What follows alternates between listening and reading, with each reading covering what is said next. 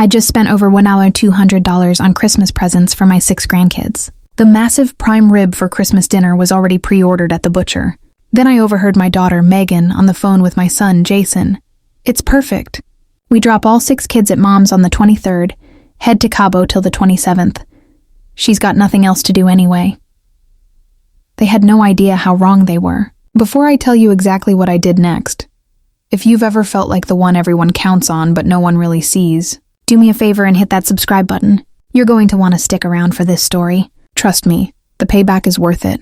It was 2 weeks before Christmas, and the house already smelled like pine needles and anxiety. I was in the kitchen, wiping down a counter that was already clean, when I heard my daughter's voice from the living room. Megan had stopped by, claiming she needed to borrow an egg, which was code for wanting to drop off a pile of unfolded laundry she hoped I'd just take care of. She was on the phone. Her tone was light, bubbly, the one she used when she was planning something fun, not the strained one she used when she called to ask me for money. I didn't mean to eavesdrop. Not really, but I was moving to put the egg in a small bag for her, and something in her voice made me pause, right there in the hallway. Oh my God. I am so ready, Megan chirped, and I heard the faint, tinny sound of my son Jason's voice on speakerphone, right? Jason replied. Tiffany and I haven't had a real vacation in, forever. I know. Kyle's already talking about the swim-up bar. So the plan is solid? We all drive to Mom's on the 23rd? A cold knot formed in my stomach. I hadn't heard about this plan. Yep, Jason said, sounding way too casual. We'll get there around dinner time. Act all Christmassy, you know. Then, Christmas Eve morning, Tiff and I will say we have that last-minute work emergency, and you and Kyle can say, I don't know, say Harper has a fever, something.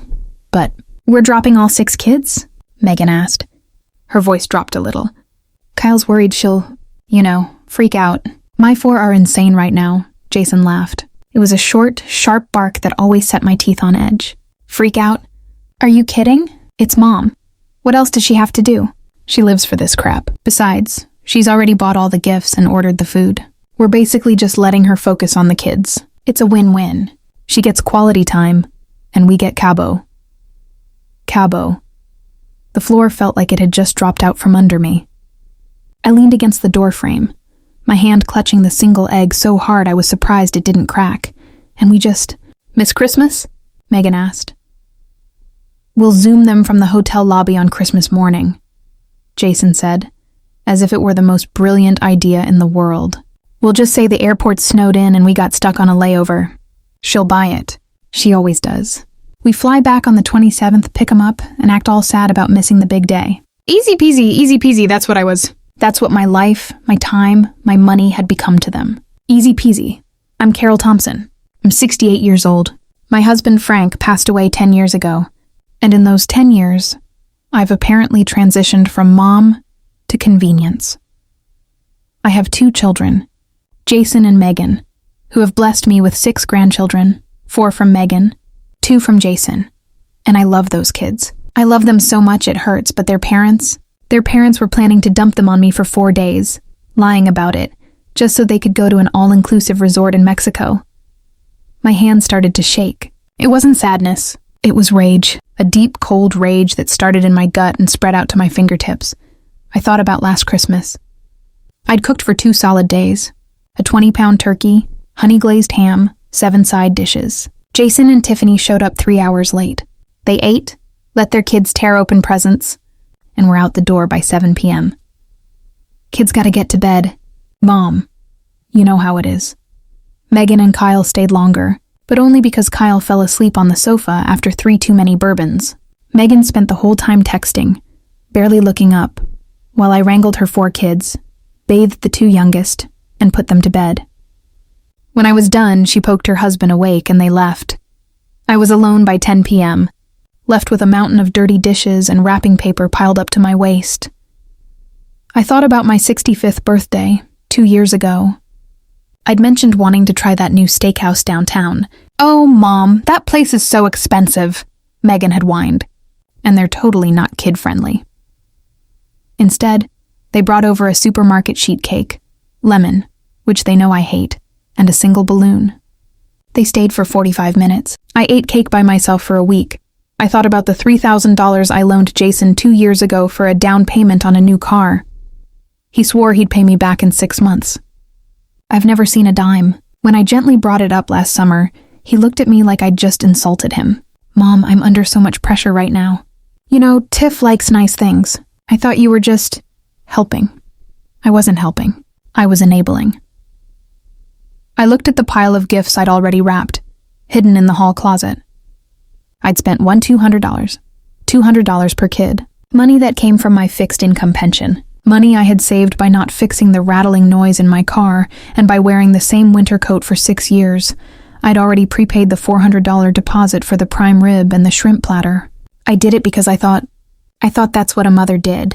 I thought if I just kept giving, kept doing, kept being available, one day they would turn around and finally see me. How stupid I had been. I heard Megan's voice again. Okay, fine, Cabo it is. I better go. She's probably wondering where I am with her egg. I heard the scrape of her chair. I moved fast, silently, back into the kitchen and put the egg on the counter. I was rinsing my hands at the sink, my back to her, when she walked in. There you are, she said, grabbing the egg. Thanks, Mom. You're a lifesaver. No problem, honey, I said. My voice was eerily calm. Hey, so, we're all still on for the 23rd, right? We'll probably head over in the afternoon. I turned, drying my hands, and gave her the best smile I could manage. Of course, I wouldn't miss it for the world. I'm already prepping. Awesome, she said, giving me a quick one-armed hug. You're the best, Mom. Seriously, what would we do without you? I have no idea, I said. She left, and the front door clicked shut. The silence of the house was deafening. I stood there for a full minute. Then I walked to the phone, pulled out my address book, and found the number I was looking for. My oldest friend, Barb. Barb, who had invited me on a 10-day Hawaiian cruise for Christmas. Barb, who I had turned down, saying, "Oh, I could never. The family would be lost without me." I dialed the number. She answered on the second ring. "Barb?" I said, my voice suddenly firm. "Tell me, did that cruise ship sail without me?" There was a pause. "Carol, no. I think there's still a single cabin left." "Why? What happened?" I said, looking at the pile of presents in the closet. "Decided I want to do things differently this year." "Book it, Barb. Book it right now." After I hung up with Barb, the silence in the house felt different. It wasn't the lonely, hollow silence I was used to. It was the electric quiet of a stage right before the curtain goes up. My heart was pounding, but not with anxiety. It was adrenaline, pure, uncut, liberating adrenaline. My cruise to Hawaii, a 10-day trip with my best friend, left on December 22nd. Jason and Megan were planning to drop all 6 kids on the 23rd. The timing was so perfect. It felt like a Christmas miracle, just not the one they were expecting. I walked into the kitchen. My kitchen. The room where I'd spent literally thousands of hours of my life simmering sauces, scrubbing pans, and packing lunches for people who barely said thank you. The $400 deposit receipt for the prime rib and the jumbo shrimp platter was stuck to the refrigerator with a cutesy snowman magnet. I pulled it off, grabbed my phone, and dialed the butcher shop. "Billy's Meat Market. This is Bill." "Hi, Bill, it's Carol Thompson," I said. My voice was breezy. "Hey there, Carol. Just about to put the final order in for that prime rib. It's a beauty. You ready for the big day?" "Actually, Bill, something's come up," I said, looking at the snowman magnet. "I need to cancel my holiday order." There was a heavy pause. "Cancel? The whole thing?" "Carol, it's 2 weeks out. You know what, for you, I'll waive the deposit fee this once." Is everyone okay?" He asked if everyone was okay. He, the butcher, showed more concern for my well-being in that one sentence than my own children had in their entire Cabo planning conversation. "Everyone is just fine, Bill." A sudden, unexpected change of plans. "I'm going out of town," I said. "Thanks for understanding. And Merry Christmas." I hung up before he could ask where. That was it. Step 1. $400 back in my account. Next, the presents. I walked to the hall closet and opened the door. It was an avalanche of brightly colored paper and shiny ribbons. More than $200 worth of exactly what they'd asked for. Video games for Jason's boys that cost $70 a pop. A gigantic, ridiculous dollhouse for Megan's oldest, Harper. Clothes, electronics, books. I sat on the floor, scissors in hand, and started triage. The things I'd bought from Amazon? Easy. I spent an hour processing the returns. Reason for return? I clicked the little box. No longer needed. It was the biggest understatement of my life. The things from the local toy shop? I'd take those back tomorrow. The rest, the personalized stockings, the stocking stuffers, the little odds and ends I couldn't return. I grabbed a thick black garbage bag from under the sink. I stuffed it all inside. I'd drop it at the Goodwill donation bin on my way to the airport. Some kids, somewhere, would have a good Christmas because of me. It just wouldn't be my grandkids. A cold, sharp pang of guilt hit me. The kids, they didn't do anything wrong. This wasn't their fault. And then, as if my brain was providing its own defense attorney, the memory of Thanksgiving flashed into my head. Just 3 weeks ago, I'd hosted, of course. I'd cooked for 14 hours straight. I'd made everything. The turkey, the stuffing, the mashed potatoes, the sweet potato casserole with the marshmallows Megan's kids swore they couldn't live without. Jason and Tiffany arrived an hour late, holding a $10 bottle of gas station wine as their contribution. "Wow, Mom," Jason said, poking at the turkey. "Looks rustic." "Did you burn the marshmallows, Grandma?" Megan's youngest, Leo, had asked. Megan just laughed. "Honey, Grandma's just a little old-fashioned with her oven." Tiffany, Jason's wife, spent the entire meal texting under the table. When I asked if she liked the stuffing, my mother's recipe, she looked up, confused, and said, "Oh, it's fine. A little moist." They ate like locusts for 45 minutes, and then, the inevitable. "Well, we better get going," Jason announced, rubbing his stomach. "Gotta beat the traffic. And the kids are wired." "Us too," Megan chimed in, already stacking her kids into their coats. "Thanks for, the whole 9 yards, Mom." They were gone by 6 p.m. Every single one of them. They left me with a table that looked like a bomb had gone off. A sink piled high with every pot and pan I owned. Gravy congealing on my good tablecloth. I was up until midnight cleaning, my back screaming in protest, my hands cracked and raw from the hot water. I looked at the black garbage bag full of toys. My guilt vanished. This wasn't about the kids. It was about their parents.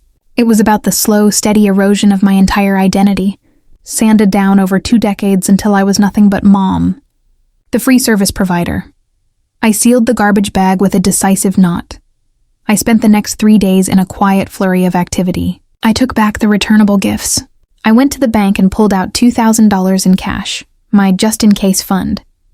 I wasn't just going on a cruise. I was going to enjoy it. Then I went upstairs to pack. I pulled my big suitcase from the back of the closet, dusting it off. I bypassed the sensible wool slacks and the festive holiday sweaters. I dug deep, all the way to the bottom drawer. I pulled out my floral sundresses, my bathing suit, which hadn't seen the light of day since Frank was alive, my sandals, sunscreen, a big floppy hat. I was packing for sunshine and umbrella drinks, not for scrubbing turkey grease out of a roasting pan. The phone rang on Wednesday, the 20th. I saw the caller ID, Megan. I let it ring 3 times, took a deep breath, and picked up. "Hello?" "Hey, Mom. Just checking in." Her voice was that fake, high-pitched, good daughter voice. "You all set for us to come on the 23rd? "I'm counting the minutes, sweetheart," I said. My voice was smooth as butter. "Great. Hey, listen. Kyle was wondering if you could possibly pick up a case of that craft beer he likes. The Hoppy Holiday one? He says it's impossible to find by us, but your liquor store always has it." I stopped. He wanted me, a 68-year-old widow on a fixed income, to go out and buy him a $50 case of beer. Not as a gift. Just as an errand. I said, looking at my packed suitcase. "I'll see what I can do. No promises." "Oh, try, Mom. You know how he gets. It'll just make Christmas Eve so much more festive." Festive, for him. While he and my daughter planned their secret escape to Cabo. "I've got it on my list, honey," I said. "Now I've got to run. The oven timer is going off." "Okay. You're the best, Mom. A total lifesaver. See you on the 23rd. I hung up the phone. Lifesaver. It's funny how people use that word when what they really mean is doormat. On the morning of the 21st, 1 day before my flight, the house was immaculate, spotless. There was no food in the fridge. The oven was clean. The hall closet was empty. The tree in the living room was dark. I hadn't even bothered to plug in the lights.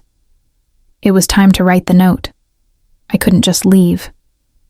That wasn't the plan. The plan wasn't just to escape. The plan was to make a point. I took out my best cream-colored stationery, the good stuff I never used. I picked up my favorite pen. I thought about all the things I could say. I could scream. I could cry. I could list every single betrayal, every forgotten birthday, every lonely holiday, but I didn't. I decided to be just like them. Casual, carefree, and cold as ice. I wrote, "Dear Jason and Megan, I was in the kitchen last week when you were planning your trip to Cabo. I overheard the whole thing. It's a brilliant idea. So I've decided to take a little vacation of my own. As you read this, I'm on my way to Hawaii for 10 days. Just so you know, the $400 prime rib order has been canceled. All $200 worth of Christmas gifts have been returned or donated to Goodwill. There is no food in the house. I have also instructed my lawyer to make a few adjustments to my will based on this incident. We can discuss your inheritance when I get back. Or maybe we won't. Don't bother calling. My phone will be off. Have a very Merry Christmas." Mom, I folded it once and slid it into an envelope. I wrote Jason and Megan on the front. I propped it up on the kitchen counter, right where they'd see it when they walked in, right where the butcher's receipt used to be. I zipped my suitcase. I called a taxi to take me to the airport. I was leaving a day early just to be safe. As I locked the front door behind me, I didn't feel a single ounce of regret. I just felt light. The taxi ride to the airport was the quietest 45 minutes of my life. I'd left my house key on the kitchen counter, right next to the note. When I locked the front door, I didn't look back. I got in the cab, and the first thing I did was turn off my phone. Not airplane mode. Off. The feeling of that little screen going black was like a shot of pure oxygen. I met Barb at the gate. She took one look at me, my eyes clear, my shoulders back for the first time in a decade, and she didn't even ask what happened.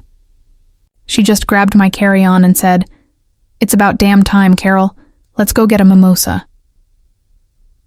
The flight to Honolulu was 10 hours of bliss. 10 hours of no one asking me to find a missing sneaker, mediate a fight over a video game, or listen to Jason complain about his property taxes. I watched 2 movies, I slept, and I drank a very nice Chardonnay.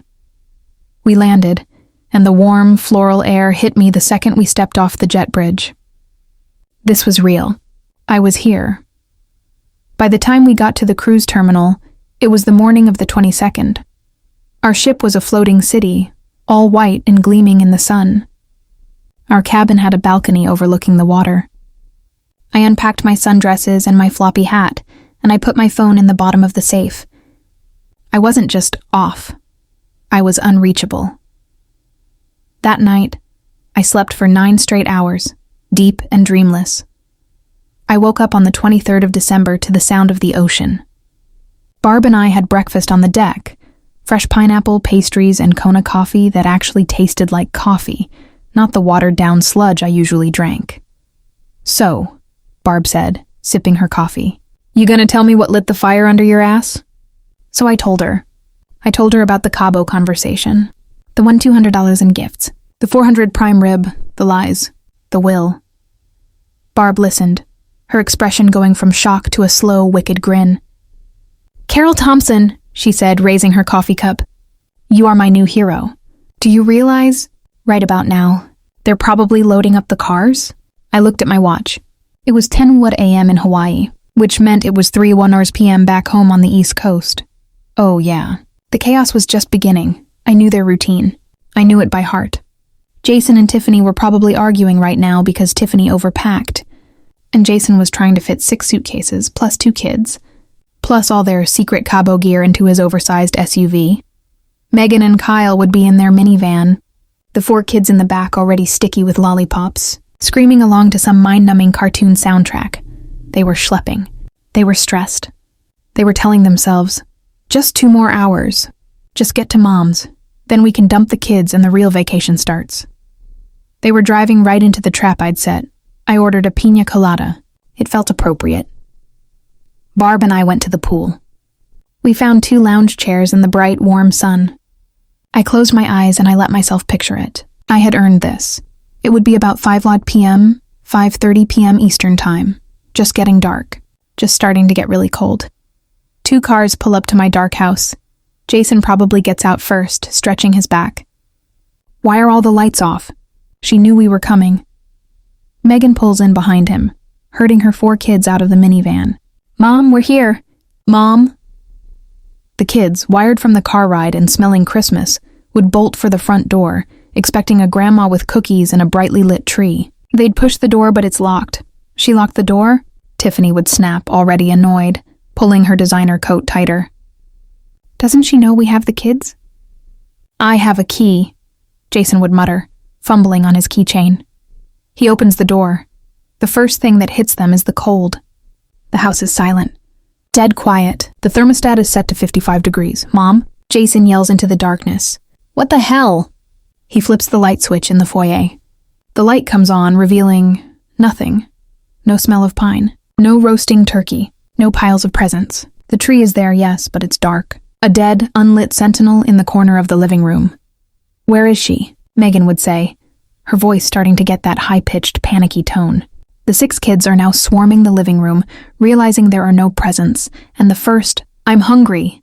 Wail starts up. Maybe she's sick. Kyle the genius would offer. Maybe she's at the hospital? Her car is gone, Jason would say, looking out the window at the empty driveway.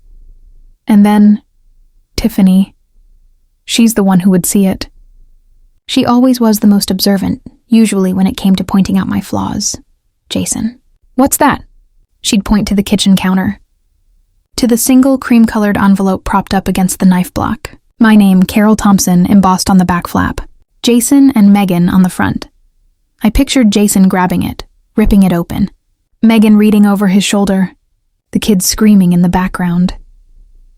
Dear Jason and Megan, I was in the kitchen last week when you were planning your trip to Cabo. I imagined the blood draining from their faces, the sharp intake of breath from Megan, the color rising in Jason's neck. It's a brilliant idea, so I've decided to take a little vacation of my own. As you read this, I am on my way to Hawaii for 10 days. Hawaii? I could just hear Tiffany screeching it. She's in Hawaii? Just so you know, the $400 prime rib order has been canceled. All $200 worth of Christmas gifts have been returned or donated to Goodwill. There is no food in the house. This is the part where the panic really sets in. 6 kids. 4 days, no food. No presents. And crucially, no babysitter. Their Cabo flight was probably scheduled for 9 a.m. tomorrow, Christmas Eve. They couldn't go. It was impossible. And then the final shot. The one I knew would hit them harder than the lack of prime rib. I have also instructed my lawyer to make a few adjustments to my will based on this incident. We can discuss your inheritance when I get back. Or maybe we won't. Don't bother calling. My phone will be off. Have a very Merry Christmas. Mom, I pictured the note fluttering from Jason's hand. The stunned, horrified silence, broken only by 6 children starting to have a full-blown meltdown because it's cold, they're hungry, and this is not Christmas. Jason and Megan, trapped in a cold, empty house, trapped with their own children. Their secret, luxurious, kid-free vacation to Cabo. Gone. Evaporated. And the will. Oh, that was the jackpot. They wouldn't just be angry. They would be terrified. I wasn't just a disobedient nanny. I was a woman who had just taken a red pen to their financial future. Another piña colada, Carol? The waiter asked, smiling. I opened my eyes. The Hawaiian sun was warm on my face. The ship was gently rocking. Barb was looking at me, that massive grin still on her face. Yes, I said, handing him my empty glass. I think I will. Make it a double. Back on the East Coast, my children's lives were imploding, and I was, for the first time in my entire adult life, truly, completely, and blissfully happy. The radio silence had begun. Christmas Eve. Back home, this was always my crunch time. This was the 18-hour day. The day I'd be up at 5 a.m. to prep the prime rib, peel 3 pounds of potatoes, and start the pies. I'd be on my feet all day, baking, basting, cleaning, wrapping the last-minute gifts, and trying to keep the house festive while I slowly dissolved into a puddle of exhaustion. By 10 p.m., when I was finally done, I'd fall into bed for 4 hours before the kids arrived on Christmas morning. This Christmas Eve, I woke up at 9 a.m. to a knock on my cabin door. It wasn't a grandchild demanding breakfast. It was room service with a silver tray of fresh coffee, guava juice, and a buttery croissant. Barb was already on our balcony, wearing a silk robe. "Morning, sunshine," she said, looking out at the glittering blue Pacific. "We're docking in Maui in an hour. Spa appointment is at 11, snorkeling at 2. "Sounds dreadful," I said, stirring my coffee. We didn't talk about them. We didn't need to. But as I sat there, letting the warm salt air wash over me, I couldn't help but run the what-if scenario. Right now, it was 2 p.m. on Christmas Eve back on the East Coast. This was the exact time, 9 a.m. PST, that their flight to Cabo was supposed to be taking off. I pictured them. They hadn't slept. How could they? After finding the note, I guarantee you the night of the 23rd was a total dumpster fire. First, the calls. Jason, the fixer, would have immediately gone into damage control mode. He'd have been pacing my cold kitchen, red-faced, hitting redial on my number over and over, getting angrier with every click of the "this user's phone is off" message. Megan would have been the crier. She'd be sobbing. "I can't believe she did this. She listened to me. What are we going to do? Tiffany and Kyle?" They'd be the blame gamers. Tiffany, seeing her all-inclusive swim-up bar dissolving before her eyes, would be hissing at Jason. "You told me she'd buy it. You told me she was too stupid to notice." Kyle would just be sitting on my sofa, head in his hands, muttering, "Cabo, man, I needed this. And the kids. God, the 6 kids." They'd be exhausted, hungry, and confused, feeding off the parental anxiety. I pictured Megan trying to find food in my empty fridge. "There's nothing here.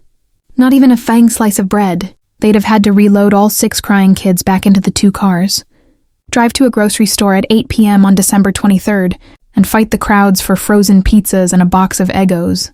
Then they'd have had to figure out where to sleep. My house wasn't prepped. The guest beds weren't made. They'd have been scrambling for sheets in my linen closet, fighting over who got the good pillows. And now, this morning, Christmas Eve, the kids would wake up, still in a strange, cold house, and ask, "Are we going to Cabo, Daddy? When is Grandma coming? Where is Santa? Oh, Santa." That was the masterpiece. There were no gifts. Not a single one. Not from Santa. Not from Grandma. Nothing. The sheer, unadulterated panic of my 2 children and their spouses realizing they had to procure Christmas for 6 kids in checks watch, less than 24 hours. Jason and Kyle would have been dispatched on the mission impossible. A frantic, hateful Christmas Eve dash to the 24-hour Walmart. They'd be the angry dad speed-walking down picked-over aisles at 10 p.m., grabbing whatever sad leftover toys were still on the shelves. A generic Barbie, a dented board game, some off-brand Lego knockoff. They'd spend hundreds of dollars on junk they didn't want, seething with resentment the entire time. And Megan and Tiffany would be at my house, probably drinking my emergency stash cooking wine, trying to find wrapping paper. Spoiler, I threw it all out. They'd be wrapping gifts in old newspapers or aluminum foil, sniping at each other, the kids finally, mercifully, asleep in unwelcoming beds. Barb and I went to the spa. I had a hot stone massage. For 90 minutes, a very nice woman named Leilani worked every knot of tension out of my back, knots that had been placed there by Jason, Megan, and 10 years of carrying their entire lives. As I lay there, draped in a fluffy robe, I let myself think about the will. That was the real bomb. The Cabo trip? That was just money. The gifts? Just stuff. But the will? That was their future. Jason, in particular, had always been disgustingly transparent about his inheritance. He viewed my house, the house Frank and I built, as his future bonus. He'd made comments for years. "Don't bother redoing the kitchen, Mom. Tiff and I will just gut it when we take over. You should probably sell Dad's old car. It's just losing value sitting there." He thought he was being smart. A finance guy. He was just being a vulture. He'd be losing his mind right now. He wouldn't be worried about the kids. He wouldn't even be that mad about Cabo. He'd be in a cold sweat, calculating. Adjustments? What adjustments? Did she cut us out? Is she giving it to Barb? Is she donating it to a goddamn cat shelter? He'd be calling my lawyer. Of course, the lawyer's office would be closed until the 27th. He'd be stewing in a toxic brew of his own greed and terror for 4 straight days. Christmas morning. Barb and I woke up, exchanged the small, thoughtful gifts we'd bought each other on the ship, and went down to the main dining room for the Christmas Day grand buffet. It was obscene. Ice sculptures, mountains of shrimp, a carving station with roast beef, turkey, and glazed ham, a dessert table that was 20 feet long. Mimosas were flowing freely. I thought about them. They'd be in my house. The kids would have woken them up at 6 a.m. They'd have tromped downstairs to the dark tree, found the pathetically wrapped last-minute Walmart gifts. The kids would be disappointed. They'd know. Kids always know when something is wrong. There'd be no big breakfast. No cinnamon rolls. No stockings. Just 4 hungover, miserable, furious adults and 6 confused children, and they'd have to cook. Oh, they'd have to cook Christmas dinner. With what? The frozen pizza? I giggled into my mimosa. What's so funny? Barb asked. I just realized, I said, that Megan doesn't know how to turn on my oven without the instruction manual. And Jason thinks basting is a type of fishing.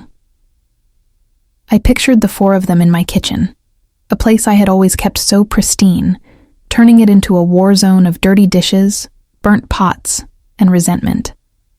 They'd be trying to follow a recipe on their phones, yelling at the kids to get out of the way, blaming each other because the potatoes were raw and the chicken, that they'd probably bought in a panic, was dry.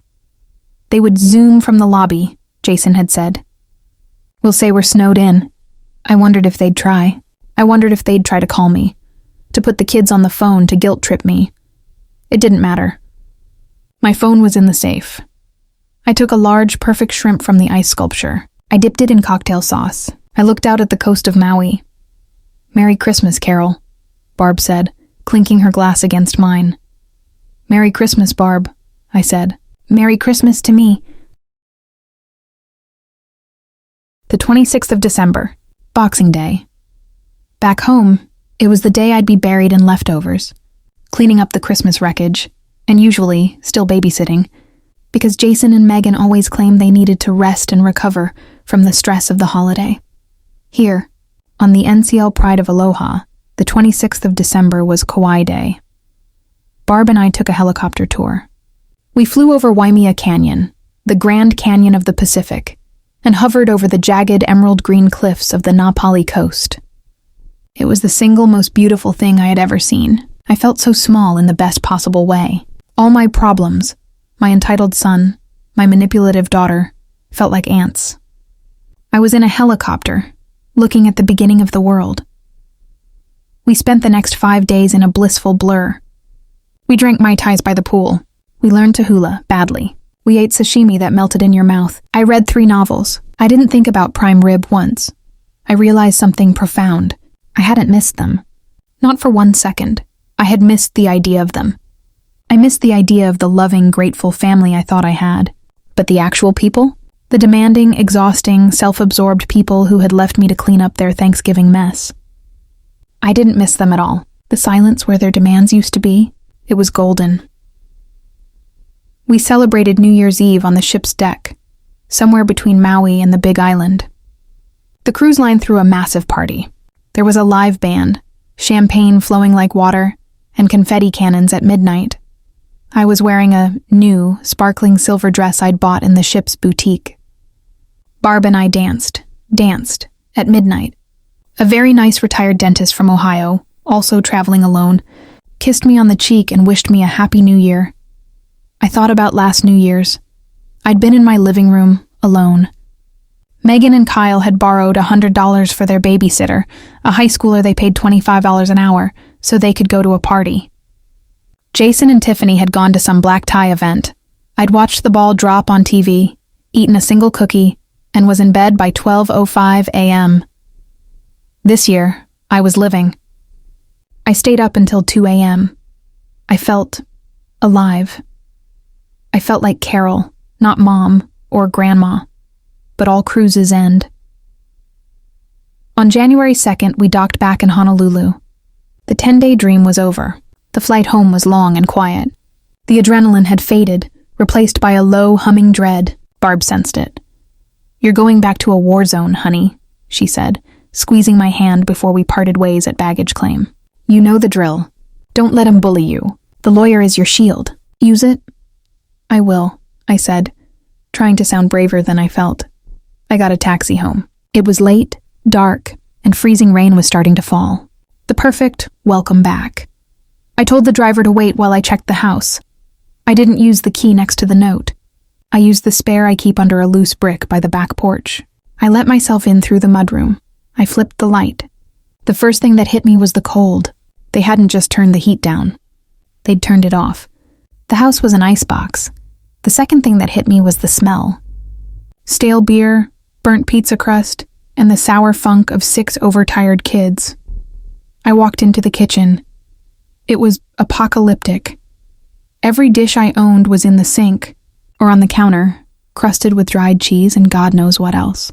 Empty frozen pizza boxes were stacked on the floor. My beautiful stainless steel kettle had a black, scorched bottom. One of them had tried to boil water and forgotten about it. My note was gone from the counter. In its place was a half-empty bottle of Kyle's Hoppy Holiday craft beer, just sitting there, leaving a sticky ring on my granite. I walked into the living room. They'd used the fireplace, but they didn't know how to use the flue. There was a thin film of soot on everything. On my white sofa, on the mantel, and my favorite crystal vase, the one Frank had given me for our 25th anniversary, was on the floor, shattered. It looked like it had been hit with a stray toy. They hadn't just been here. They had desecrated the place. There was no note. No, "Sorry about the mess, Mom." Just chaos. A tornado of their entitlement had ripped through my home, and they'd just left. They'd probably fled back to their own homes on the 26th or 27th, after their vacation was ruined, leaving the mess for me. For her. The free employee. The anger came back, so hot and sharp it almost made me dizzy. My hands weren't shaking with rage this time. They were steady. This wasn't a fracture. This was a hardening. I sat down at my filthy kitchen table, took out my charging cord and plugged in my phone. I turned it on. It exploded.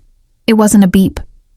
It was a sustained, vibrating shriek as 10 days of digital rage tried to force its way through the circuits. It buzzed on the table like an angry hornet. When it finally settled, the screen lit up. Text messages. 92 voicemails. 61 missed calls. I opened the text first. My thumb scrolled and scrolled and scrolled. It was a perfect timeline of their complete and total meltdown. Deck, 23rd, 5:41 p.m. Megan. "Mom? Where are you? The house is freezing!" Deck, 23rd, 5:45 p.m. Jason. "Mom, stop playing games. We're here. The kids are hungry." Deck, 23rd, 6:12 p.m. Jason. After finding the note. "You've got to be f***ing kidding me." Deck, 23rd, 6:15 p.m. Megan. "How could you read my phone? You've ruined Christmas. The children are hysterical. I am sobbing. I can't believe you are this selfish." Deck, 23rd, 6:30 p.m. Jason. "You pick up the phone. You pick up the phone right now. A lawyer? The will? You have lost your goddamn mind. You will regret this, Mom. I swear to God." Deck, 23rd, 9 p.m. Tiffany. "Carol, this is Tiffany. You have caused this family an incredible amount of pain. Jason had to go spend $800 at Walmart on Christmas Eve. You are a cruel, cruel woman." Deck, 24th, 10:15 a.m. Megan. "Mom, please. Just call us. We're sorry, okay? We're sorry about Cabo. It was stupid. Please, just tell us you're coming back. The kids miss you." Deck, 24th, 10:17 a.m. Megan. "Are you really in Hawaii? That's insane." Deck, 25th, 12:30 p.m. Jason.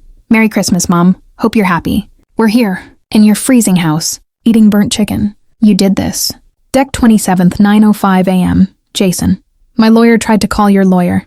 His office is closed. You think this is a joke? This is my inheritance. This is Dad's money. You cannot legally do this." Deck, 29th, 4 p.m. Megan. "We had to go home. The house is a mess. We didn't have time to clean." Jan 1st, 12:01 a.m. Megan. "Happy New Year, Mom. I guess." Jan 2nd, 3 p.m. Jason. "I know you're back today. You'd better call me the second you land. The manipulation, the entitlement, the audacity. We didn't have time to clean. I didn't bother with the voicemails. I knew what they'd be. Screaming, crying, threatening. My house was a disaster. My family was a toxic waste dump. And I was completely 100% done. My phone buzzed again. A new text. Jan 2nd, 9:15 p.m., Jason. I see your phone is on. You have 1 hour to call me. I looked at the message. Then I looked at the shattered crystal vase on the floor. I didn't call Jason. I dialed my lawyer. David, hi. It's Carol Thompson. Happy New Year. Oh, it was wonderful, thank you. Yes, I'm back. Listen, I'm standing in my house and I've found new clarity. How much clarity, Carol? He asked. David, I said, looking at the dried beer ring on my counter. I want you to liquidate everything. The house, the stocks, all of it. We're setting up a trust for the grandkids to be dispersed only when they turn 30. As for Jason and Megan, they can have my Hoppy Holiday craft beer. I want them officially and permanently written out. David, I want them officially and permanently written out. It's done, Carol. My lawyer's voice was calm and steady, a lighthouse in the fog of my anger. It's your estate, your call. I'll have the new documents drafted by tomorrow. We'll need you to come in and sign. I hung up the phone. I didn't move.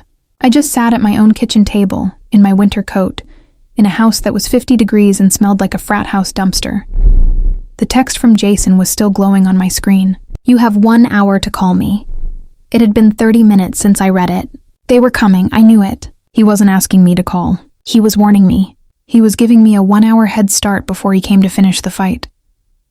I stood up and walked into the living room, flipping on the lights. The soot, the shattered crystal vase, the ghost of my family. I didn't start cleaning. What was the point? You can't clean a wound that's still open.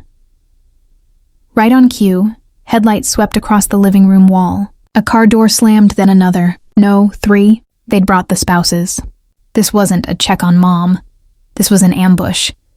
The pounding on the door was so hard it rattled the frame. I didn't rush. I walked over and opened it. There they were. Jason, Megan, Tiffany, Kyle, the 4 horsemen of my personal apocalypse. Jason's face was a mottled, unhealthy red. Megan's eyes were swollen from crying. Real tears this time, I was sure. Tears for her bank account. You have a lot of nerve, Jason spat, pushing past me into the foyer. The other 3 followed. A silent, angry posse. Get out of the cold, Jason. You'll catch your death, I said. My voice was so calm it surprised even me. Don't you dare, he snarled, whirling on me. Don't you dare play the caring mom card. Not after this. Not after Hawaii. What about Hawaii, Jason? I asked, leaving the front door open. The cold air was welcome. You abandoned your family. Megan finally shrieked, her voice cracking. On Christmas. The kids were devastated. You ruined it! You weren't here. You're right, Megan, I said, looking right at her. I wasn't here. I was supposed to be, wasn't I? I was supposed to be here, in the kitchen, cooking a $400 prime rib, while you and Kyle were at a swim-up bar in Cabo. That was the plan, right? The color drained from her face. Kyle, standing behind her, looked at the floor. You listened to my call? She whispered, horrified. You were shouting, honey, I said. And you left the speakerphone on. What else does she have to do? I believe was the quote. She lives for this crap. I turned to Jason. And you? Easy peasy. She'll buy it, she always does. You were right about that, Jason. I always did. Past tense. This isn't about Cabo, Jason roared, taking a step toward me. This is about the will. You called David. You threatened us. Ah, I said, nodding. There it is. We finally got to the point. You can't do it, Mom, he said, lowering his voice to a threatening growl. You can't. That house. This is Dad's house. That is our money. You're just holding it. The air left my lungs in a short, cold laugh. Holding it? Jason, I was your mother. I was Frank's wife. For 40 years. This isn't your money. It's my money. And you're right. I'm not threatening you with my will. I'm informing you. Mom, please, Megan sobbed, grabbing my arm. Don't do this. We're sorry. We'll pay you back for the gifts. We'll clean the house. We'll do anything. It was a joke, the Cabo thing. A stupid joke. I looked at her hand on my coat sleeve. I looked at her, my daughter, a joke. You were going to lie, pack your bags, and get on a plane. You were going to let me cook for 18 people who were never going to show up. You were going to let me, watch all 6 of your kids. That's not a joke, Megan. That's a betrayal. I pulled my arm away. You broke my vase, I said, pointing to the shattered crystal on the floor. Tiffany finally spoke, her voice like ice. It was an accident. The kids were wild. There was no food, Carol. We had to go to Walmart on Christmas Eve. What did you expect? I expected, I said, looking at each of them one by one, that my adult children would be adults. I expected that after 10 years of you treating me like a free service hotel, you might still have a shred of decency. I expected you wouldn't destroy my home and then leave the mess for me to clean up. Again. So that's it? Jason said, his voice quiet with disbelief. After everything we did for you, you're just cutting us out? Because of one ruined holiday? 1? I asked. Try 100. Every forgotten birthday. Every Thanksgiving I was left to clean alone. The $3,000 you borrowed and never paid back, Jason. The $2,000 for your business, Robert. I stopped. Force of habit. Jason, the weekends. The evenings. The mom, I need yous that were never. Mom, how are you? I walked over to the filthy kitchen counter and picked up Kyle's Hoppy Holiday beer bottle. You've been cashing in your inheritance for a decade, I said. You just didn't realize it. You thought you could have it all. My time, my energy, my money, and then get a big payout at the end. Well, you were wrong. I just spoke to David, I said, my voice final. The house is being sold. That hit them harder than Hawaii. Sold? Jason looked like I'd punched him. You can't sell the house. Where will you live? Where will we get our inheritance from? Is what he meant. For the first time in my life, Jason, that is 100% my decision. And 0% yours. I pointed to the open front door. Get out. Mom, Megan started. Get out, all of you. This conversation is over. You are no longer welcome in this house. Jason looked at me. Really looked at me. He wasn't seeing Mom anymore. He wasn't seeing the doormat or the nanny. He was seeing a stranger. A woman who had, in 10 short days, become completely, totally, and terrifyingly free. He said nothing. He just turned and walked out. Kyle and Tiffany scrambled after him, like the pilot fish they were. Megan stood there for a second, her face a mask of crumpled, ugly disbelief. You're going to be so lonely, Mom, she whispered. You're going to die all alone. Honey, I said, walking to the door. I've been alone for 12 years. The only difference is now I'm going to enjoy it. I closed the door in her face and locked the deadbolt. The silence that followed was heavy, but it was clean. I stood in the wreckage of my old life. The soot, the broken glass, the sticky beer rings. It was a massive, overwhelming mess, but it was just stuff. I took off my coat. I walked to the phone, found the number for a 24-hour disaster cleanup service, and booked them for 8 a.m. tomorrow. Then, I went online. I typed in, Realtors Zillow Moving Companies. I looked out the window. The taillights of their cars disappeared down the street. It was cold, dark, and my house was a disaster. But I wasn't cold, and I wasn't alone. I had myself. I opened my laptop and started a new search. 1-bedroom apartments. Near the beach, Honolulu, the bank was closed, and Carol was finally open for business.